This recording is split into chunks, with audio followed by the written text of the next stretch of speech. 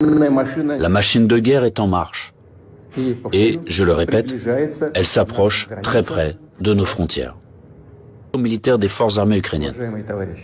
Chers camarades, ce n'est pas pour que les néo-nazis d'aujourd'hui prennent le pouvoir en Ukraine que vos pères, vos grands-pères, vos arrière-grands-pères se sont battus contre les nazis en défendant notre patrie commune.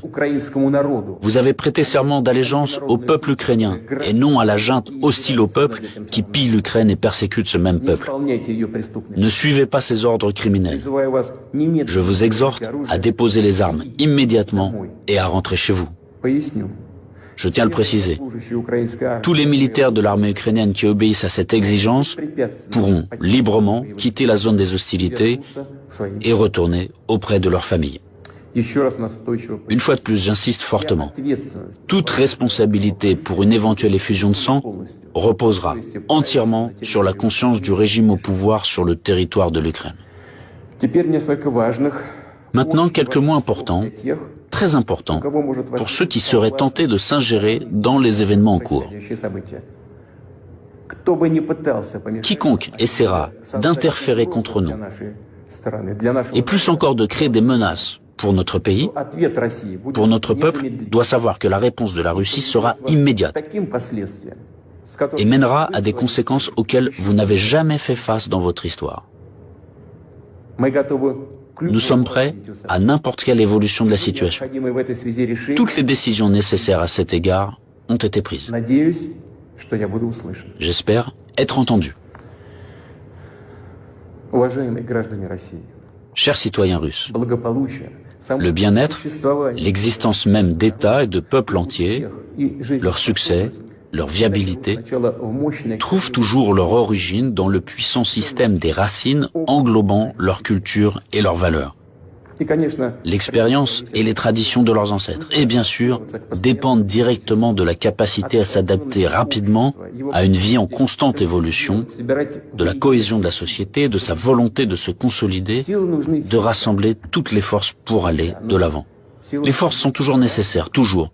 Mais la force peut être de qualités diverses. La politique de l'empire du mensonge que j'ai évoquée au début de mon intervention repose avant tout sur la force brutale et directe. Dans de telles situations, nous disons, quand il y a de la force, pas besoin d'avoir quelque chose dans la tête. Or, nous savons que la vraie force réside dans la justice et la vérité, qui sont de notre côté. Et s'il en est ainsi, alors il est difficile de ne pas être d'accord avec le fait que c'est la force et la volonté de se battre qui sont les fondements de l'indépendance et de la souveraineté, les fondations nécessaires et uniquement sur lesquelles on peut construire son avenir de manière fiable, construire sa maison, fonder sa famille, sa patrie. Chers compatriotes, je suis convaincu que les soldats et les officiers des forces armées russes fidèles à leur pays accompliront leur devoir avec professionnalisme et courage.